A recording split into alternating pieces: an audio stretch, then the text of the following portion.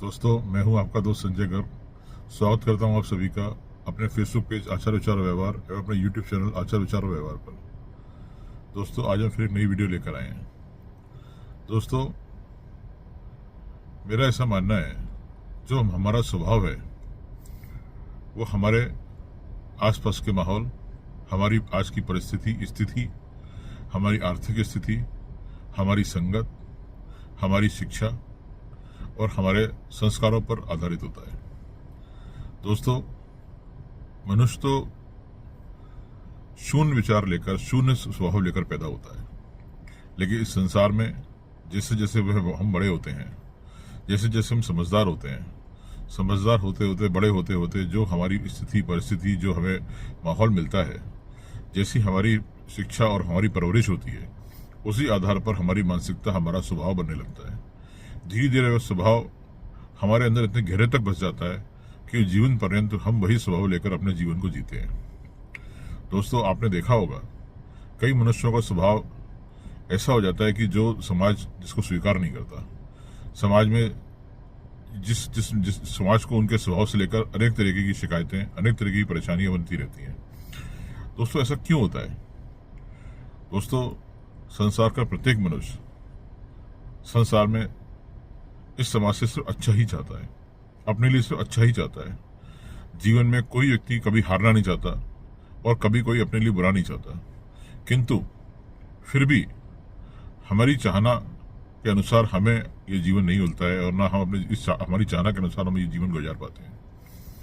ये जीवन में हमारे कर्मों का, हमारे स्वभाव का, हमारे विचारों का बेहद अहम रोल है।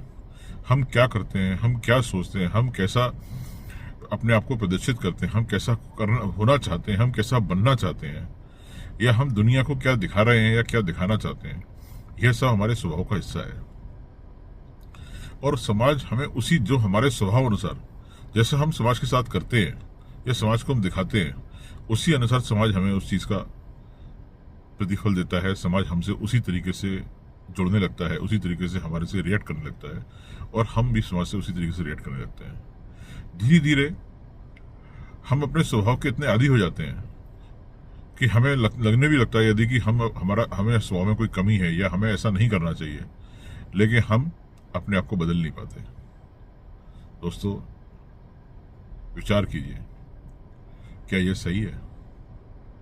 दोस्तों, यह ठीक है कि हमारी जो भी परिस्थिति रही है, हमारी जो भी स्थिति रही है, उसने हमारे अंदर, जो हमारे भीतर जो स्वभाव का निर्माण किया है, लेकिन हमारे जीवन के मूल्य, सामाजिक मूल्य और हमारे नैतिक मूल्य हमारे लिए सर्वोपरि होने चाहिए।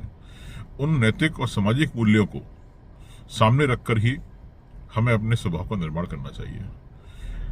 हमें यह ध्यान रखना चाहिए कि हमारे किसी भी कार्य से सामाजिक मूल्य या नैतिक मूल्यों का हनन तो नहीं हो रहा, या हम उनसे कहीं अलग हटकर कोई ऐसा कार्य तो नहीं कर रहे जिसे सामाजिक रूप से ठीक न समझा जाता हो। दोस्तों, यह एक बहुत अहम बात है, इस पर विचार कीजिए। कहीं आप भी तो इसके शिकार नहीं है, कहीं आप भी तो कोई ऐसा कार्य नहीं कर रहे हैं कि जिससे कि इन सब चीजों का हनन हो रहा हो, जिससे सामाजिक या नैतिक मूल्यों का हनन हो रहा हो, या आप कहीं अपने अंदर ही कोई गिल्टी फील कर रहे हो।